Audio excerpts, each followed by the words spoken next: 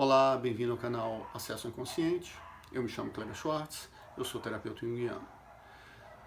Eu resolvi trazer hoje um assunto que é muito interessante e ao mesmo tempo muito profundo, muito complexo, que trata da máscara e da sombra. A minha ideia aqui é dar uma percepção geral para vocês do que é isso. Bom, com relação à persona, ele vem do latim personare, que é soar através de. É a máscara que os atores utilizavam para fazer suas interpretações. Então daí a gente já tira uma grande ideia de que são máscaras que utilizamos para interagir na sociedade.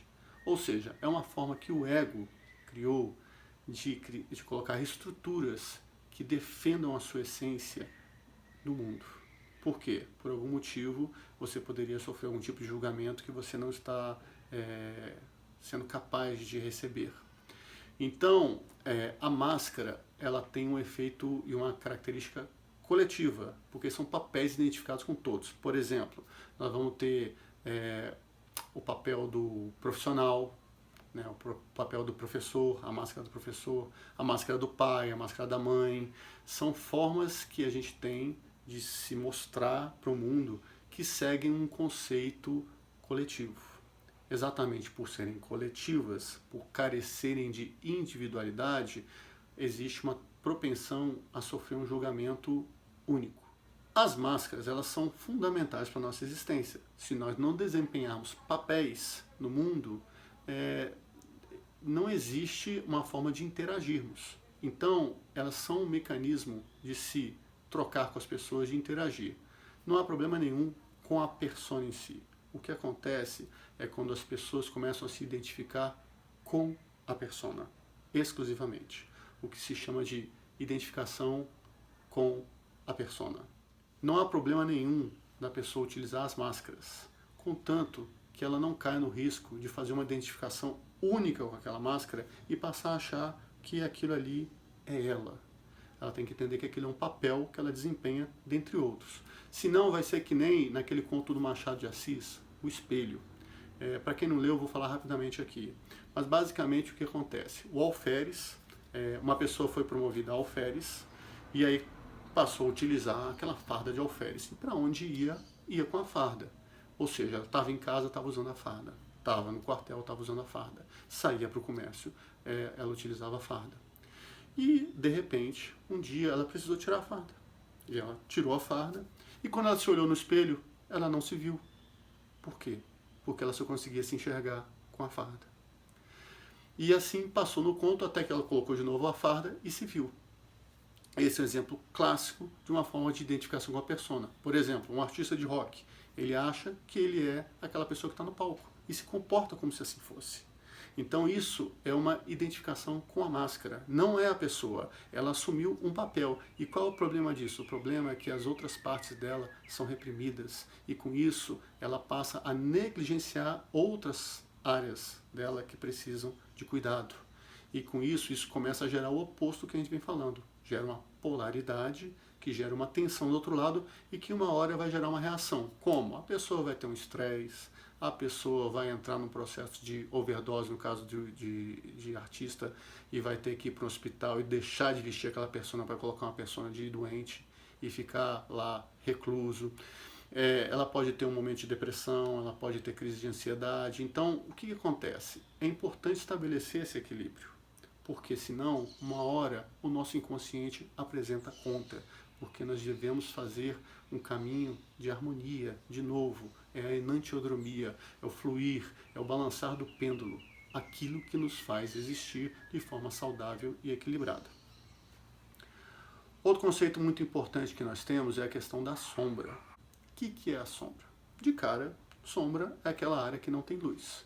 Então, uma sombra em si, ela não é nem positiva nem negativa. Ela é simplesmente uma área que carece de luz, tá bom? Então, basicamente consiste naquele material que foi reprimido ao longo da nossa vida para dentro do nosso inconsciente.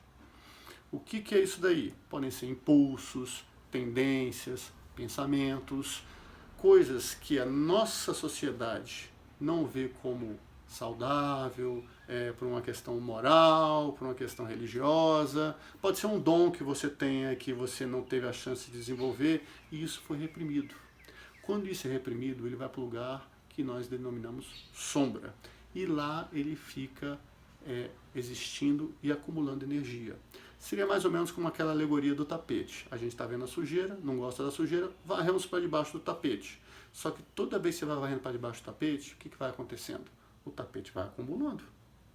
Vai acumulando até que uma hora você tem que olhar para o tapete e você vai ver que tem um monte. E quando você levanta, você às vezes vai descobrir que além daquela sujeira, aquilo ali deu vida, tem bolor, tem bactéria, às vezes pode ter bicho, porque é assim que funcionam os nossos conteúdos quando eles são reprimidos, quando eles são ignorados e forçam o nosso inconsciente a trabalhar numa questão de busca de equilíbrio.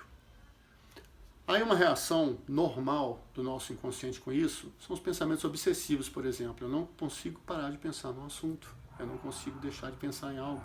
Então, o que isso está dizendo? Que existe uma parte minha, uma sombra, que está sendo constantemente jogada para o meu consciente para me forçar a trabalhar aquilo. E quanto mais eu reprimo, quanto mais eu forço aquela situação para dentro, mais eu tenho uma reação do meu inconsciente que joga de volta, até que uma hora você vai ter um surto. Porque não há como reprimir o material do inconsciente. E, eu lamento te informar, o nosso inconsciente é muito mais poderoso que a nossa consciência. A hora que ele resolve se manifestar, vai acontecer e você não tem como evitar. Uma outra forma que existe da nossa sombra se manifestar é através do mecanismo da projeção. Como é que isso funciona? Bom, projetar é você levar para algo ou para alguém alguma coisa que é interna sua. Então, você tem aquele conteúdo tão reprimido dentro de você, ele está tão lá no fundo, que você não consegue demonstrar para ninguém, que você não deixa sequer aflorar para a consciência, que o que acontece? O nosso inconsciente, em vez de jogar para a sua consciência, ele joga no objeto externo. Então, de repente, você tem uma pessoa que você detesta, você execra. Eu não gosto do jeito de fulana, eu não gosto do jeito de fulano, eu não gosto do que o fulano faz ou fala. Quando acontece esse tipo de reação, a primeira pergunta que você deve fazer é o seguinte: o que nessa pessoa está me incomodando? Porque muitas vezes você vai descobrir que existe uma ressonância lá dentro com um aspecto que é tão obscuro, tão ruim, que você reprime e não deixa ele fluir para o seu consciente. Então, de repente, aquela pessoa surgiu na tua vida para te mostrar um aspecto oculto seu que você precisa trabalhar. Quer dizer que eu tenho que aceitar e ser agora assim, sei lá, eu sou uma pessoa que tenho inveja, eu sou invejosa. Então agora eu tenho que assumir que sou invejosa? Não estou falando isso. Estou dizendo que você tem que entender que você é sim uma pessoa invejosa. É uma pessoa que tem seus momentos de inveja. Mas você não tem que deixar isso se tornar o ponto principal da sua vida. Você tem que deixar aquilo fluir e vir para a sua consciência, entender, estou com inveja. Tá, mas preciso sentir inveja? Elaborar e acolher e deixar o sentimento passar.